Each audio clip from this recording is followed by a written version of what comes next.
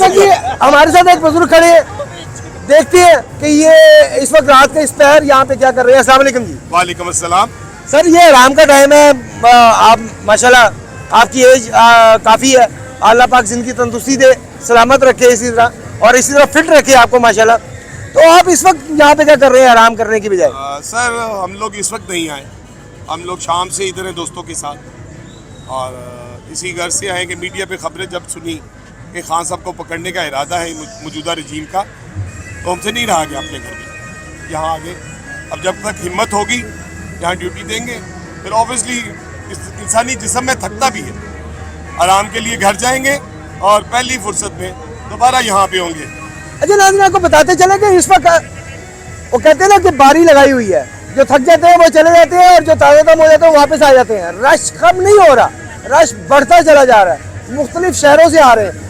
सुनने में आ रहा है कि लाहौर को सीज किया जा रहा है, बाहर के रास्ते बंद किए जा रहे हैं ताकि बाहर के दूसरे शहरों से लोग इधर ना आए, लेकिन काफ़ी आ चुके हैं, काफ़ी शहरों से लोग यहाँ पे हजूम लगा चुके हैं और बड़े जज्बे के साथ आए हुए हैं। उनके अल्फाज बताते हैं कि वो हर तरह का मुकाबला करने के लिए तैयार है, लेकिन फिर भी हम यही दुआ करते हैं कि पाकिस्तान में ऐसा वक्त कभी ना आए कि इदारों के साथ अवाम का तसादुम हो। अब हमारे इदारों को ये सोचना चाहिए कि इसका हल निकाला जाए, इलेक्शन करवाए जाए, फ्री एंड फेयर इलेक्शन करवाए जाए, ताकि जो भी जिसे भी मैंडेट मिले वो आए, आकर अवाम का ख्याल करे, इस मुल्क का ख्याल करे और ये पाकिस्तान तरक्की की राह पर दोबारा से गामजन हो। इंशाल्लाह। सर जब खान साहब की गवर्नमेंट को हटाया गया ना, तो सबसे बड़ा इल्ज़ाम था खान साहब के ऊपर महंगाई। मीडिया ने एक ववेला किया हुआ था और उस वक्त जो महंगाई थी, मैं थोड़ा सा कैलकुलेशन को समझता हूँ, 11%, 12%, 13%, ये इस दौरान 9% पे भी रही, इस दौरान चल रही थी महंगाई। अब मैं ये पूछना चाहता हूँ कि जब ये कोरोना आया, उसमें दुनिया की जो ताकतवर तरीन मुल्क थे उनकी मेशतें भी डिस्टर्ब हो गई, सबसे ज्यादा उनकी हुई। अमेरिका जैसे मुल्क में लोगों ने लाइन में लग के राशन लिया। बिल्कुल। अगर अमेरिका जैसे ताकतवर मुल्क को कोरोना ने डिस्टर्ब किया तो पाकिस्तान को नहीं किया? पाकिस्तान पे भी उस कोरोना का इफेक्ट आया, लेकिन अल्हम्दुलिल्लाह कुछ अल्लाह की जात ने भी एहसान किया और कुछ खान साहब ने भी ऐसी पॉलिसी बनाई कि वो उस मुश्किल फेज से निकल गए। उसमें जो इस वक्त गवर्नमेंट कर रहे हैं लोग, ये जितनी पार्टियां हैं, इन लोगों का कहना ये था कि इस पूरे मुल्क को बंद कर दें, लोगों को अपने घर में दाखिल करके इनके बाहर से ताले लगा दें। जबकि खान साहब का कहना ये था कि ये कोरोना से तो नहीं मरेंगे, अगर इनको मैंने इस तरह से बंद कर दिया तो दिल्ली जो बंदा कमाता है और अपने बच्चों का पेट पालता है वो कोरोना से पहले मर जाएगा, भूख से मर जाएगा, भूख से मरेगा। इसीलिए खान साहब ने अच्छी पॉलिसी के तहत चलाया और अल्लाह की जात ने भी मेहरबानी की, हम उस फेज से निकल गए थे। हमारा मुल्क, मैं ये नहीं कहता कि बहुत स्पीड से तरक्की कर रहा था, लेकिन उस ट्रैक पे आ गया हुआ था जो इस मुल्क को तरक्की की तरफ लेके जा रहा था। लेकिन इस मुल्क की दुश्मन ताकतों ने फैसला किया कि खान साहब को गवर्नमेंट में नहीं रहने देना। अगर ये गवर्नमेंट में रहेगा तो ये मुल्क इनका बेहतरी की जानिब चला जाएगा, इसलिए उतारा गया खान साहब को, किसी और वजह से नहीं उतारा गया। अच्छा नाज़रीन, आपको बताते चले कि कोरोना के दौरान इंडियन मीडिया चीख रहा था क्योंकि उनके जो कॉन्ट्रैक्ट्स थे, जो इंडस्ट्रियल कॉन्ट्रैक्ट्स थे, वो ख़त्म हो गए थे और पाकिस्तान के इंडस्ट्रियल कॉन्ट्रैक्ट्स बढ़ गए थे। जो इंडिया को कॉन्ट्रैक्ट मिलते थे वो भी पाकिस्तान को मिल गए थे। इस तरह ये चीज़ साबित करती है, इंडिया का चीखना, इंडिया के मीडिया का चीखना, ये चीज़ साबित करता है कि मुल्क तरक्की की तरफ जा रहा था। सर ये मैं बताना चाहता हूँ, मैं उन लोगों में से हूँ जो पाकिस्तानी फौज से बहुत शिद्दत से मोहब्बत करते थे। थे क्या मतलब? थे का मतलब ये कि इसमें वो शिद्दत नहीं रही और ये आहिस्ता आहिस्ता ये मोहब्बत कम हो रही है। हम दुआ करते हैं वो शिद्दत दोबारा पैदा हो। ये मैं अकेला नहीं हूँ सर, बहुत इस मुल्क की बहुत बड़ी आबादी इसी मेरे वाले फेज से गुजर रही है। हम लोग फौज से मोहब्बत करने वाले लोग थे और जिस दिन असेंबली में ख्वाजा आसफ ने और अयाज सादिक ने फौज के खिलाफ बात की, तो मैं जिस फोरम तक भी उसको अपनी रिजर्वेशन पहुंचा सकता था मैंने पहुंचाई। ये एक्सेप्टेबल नहीं है कि हमारे मुल्क के हुक्मरान या MNAs MPs असेंबली में खड़े होकर हमारी फौज के ऊपर लान तान करे। लेकिन मैं तो हैरान रह गया आज उन लोगों को इकट्ठा करके सबके सबको हमारे ऊपर मुसल्लत कर दिया। जिन लोगों ने गालियां तक दी और जिन लोगों ने धमकियां तक दी हमारे फौज के जर्नलों को भी और आम फौजी को भी। जी हाँ, इसमें कोई शक नहीं है कि किसी भी जमात का नाम ले ले, पीपल्स पार्टी कह ले, नून लीग कह ले, हर जमात ने फौज को धमकियां दी। कोई ऐसी पार्टी मेरा नहीं ख्याल के जो जिसने धमकी ना दी हो या हमारे इदारों को। लेकिन इमरान खान साहब ने हमेशा से यही लफ्ज़ कहे कि मुझसे ज़रूरी हमारे मुल्क की आर्मी है। उन्होंने हमेशा अपने से ज़्यादा तरजीह दी, लेकिन उनके साथ वो सलूक नहीं किया गया जिसका वो हक रखते हैं। इनको याद नहीं है ये माथे पे पसीनों वाली और गीली पतलून वाली बात किसने की थी? अगर नहीं याद तो मैं बताता हूँ, ये बात अयाज सादिक ने की थी। किसने हर जंग में हारने की बात किसने की थी? अगर इनको नहीं याद तो ये बात ख्वाजा आसफ ने की थी। ईंट से ईंट बजाने की बात इनको नहीं याद किसने की थी? ये आसफ अली जरदारी ने की थी। मुझे मरियम की भी बातें याद है, मुझे दूसरे जो जितने भी लीडर हैं इनकी बातें भी याद है। लेकिन मेरा मकसद बार बार अपनी फौज को जो इन लोगों ने तस्लील की वो याद कराना नहीं है। वाहिद लीडर खान साहब हैं जिन्होंने कहा कि मेरे से ज्यादा, मेरी जान से ज्यादा इस मुल्क को, इस फौज की जरूरत है। लेकिन फौज को किसकी जरूरत है? फौज क्या चाहती है? खाना जंगी लगे इस मुल्क में? खुदा ना करे, अल्लाह इस मुल्क की हिफाजत करे। मैं हाफिज साहब को भी मुखातिब करना चाहता हूँ। हाफिज साहब, आपके सीने में कुरान है।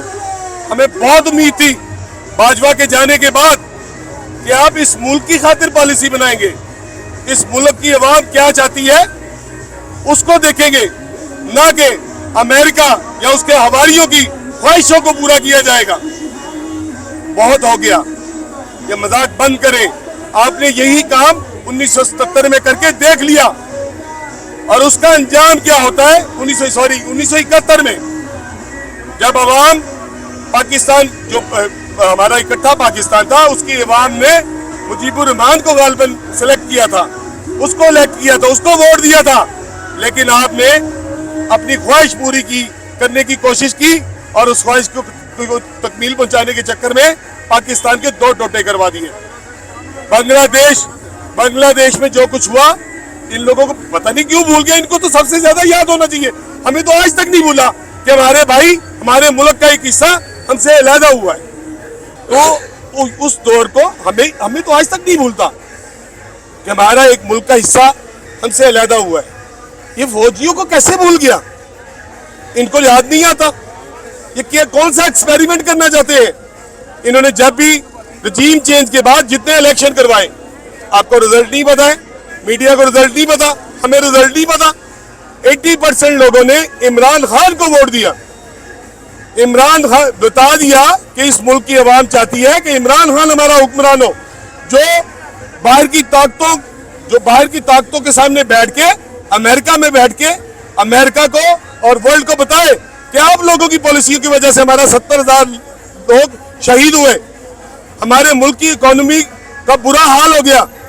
ये आपने फैसला किया था जब तालिबान को आपने ये बताने की कोशिश की कि ये मुजाहिद है, तो हमने मुजाहिद मान लिया। उन्हीं लोगों को 20 साल के बाद आपने कहा नहीं जी ये तो दहशतगर्द है, हमने फिर मान लिया जनाब अब ये दहशतगर्द हो गए, अब इनके खिलाफ हम कार्रवाई करेंगे। हमारे साथ क्या किया? तबाह तो हम हो गए। उनकी पॉलिसियों पे चलते चलते हम लोग तबाह हो गए। हमारे मैंने एक दोस्त ने मेरे बात की, उसने कहा कि दुनिया में लोग हादसाती तौर पे मरते हैं, लेकिन हम पाकिस्तानी खुशकिस्मत है कि हम हादसाती तौर पे बच गए हैं, क्योंकि हमारी गलियों में, हमारे बाजारों में ऐसी जगहों पे बम ब्लास्ट हुए जहां से हम रोज गुजरते हैं। और ये हालात किसकी वजह से क्रिएट हुए? उनकी जंग लड़ने की वजह से क्रिएट हुए। जितनी देर खान साहब ने इस मुल्क पे हुकूमत की है उतनी देर एक ड्रोन हमला नहीं होता हमारे मुल्क पे, दहशतगर्दी के हमले भी नहीं हुए, दहशतगर्दी भी खत्म हो जाती है। इनको नहीं नजर आता मुल्क कैसे तरक्की करते हैं। हमेशा वो मुल्क तरक्की करते हैं जिनमें अमन हो, दहशतगर्दी ना हो। और खान साहब ने इन चीजों पर अच्छी तरह से काबू कर लिया था। हमारी इंडस्ट्री खुल रही थी, फैसलाबाद में मजदूर कम पड़ गए थे। आप थोड़ा सा रिसर्च करें तो पता करें, फैसलाबाद में मजदूर नहीं मिल रहे थे। बिल्कुल दूसरे इलाकों के लोग वहां मजदूरी के लिए जा रहे थे। अब क्या हाल है? अब फैसलाबाद बंद हो गया है। इंडस्ट्री तबाह हो गई है अब आपकी, खत्म हो होंडा बंद हो गई है, सुजुकी बंद हो गई है, मेडिसिन कंपनियां बंद हो गई हैं। मैं किसी दूर की मिसाल नहीं देता, मेरे भाई का बिजनेस है इंपोर्ट एक्सपोर्ट का, उसके बाद कम से कम भी 100-150 लोग काम करते हैं। अब उसका स्टाफ का लेवल क्या है, वो 15 लोगों पे, बाकी लोगों को उसने छुट्टी दे दी है। तो सैलरी कहाँ से दें? वो कहता भाई इंपोर्ट का सामान आएगा तो ये लोडर भी काम करेगा, जो सामान आएगा तो ये जो मैन्युफैक्चर जो सैंपल करते हैं यहाँ, वो स्केल्स बनाता है, वो सैंपल करने के लिए भी लेबर चाहिए होगी, फिर जो माल तैयार होने के बाद बिकने के लिए जाएगा उसको लोड करने के लिए भी मजदूर चाहिए होंगे। अब क्या है, वो कहता भाई मेरा पोर्ट से माल नहीं आ रहा, वो माल आ नहीं रहा, मेरा सामान नहीं तैयार हो रहा। और 22 लाख रुपया मुझे उसने 1 माह पहले बताया कि मेरे कंटेनर के उधर होने की वजह से 22 लाख रुपया किराया पड़ चुका है मुझे, 22 लाख रुपया। अब वो 22 लाख रुपया कौन देगा? ये इसाक डार साहब अपनी ख्वाहिशें पूरी कर रहे हैं कि मैंने डॉलर को 225-30 पे रखना है। ये कहाँ की अक्लमंदी है? उसकी वजह से सारी इंपोर्ट एक्सपोर्ट का काम खत्म हो गया, इंडस्ट्री खत्म हो गई, लेकिन इसाक डार साहब की ख्वाहिश पूरी की जा रही है। इस मुल्क को अगर डॉलर को नीचे लाना है भाई, तो इंडस्ट्री को बढ़ाओ, इनकम जनरेशन को बढ़ाओ।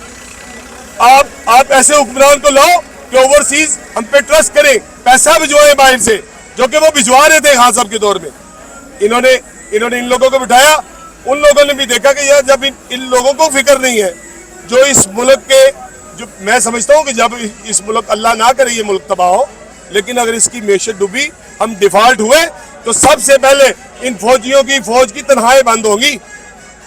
बहरहाल जी, तब तक इस मुल्क को तरक्की की राह पर नहीं ले जाया जा सकता जब तक इसके इदारे, तमाम इदारे इस मुल्क के साथ मुखलिस ना हो, सियासतदान अपनी सियासत को कारोबार ना समझे, तब तक इस मुल्क को तरक्की की राह पर गामजन नहीं किया जा सकता।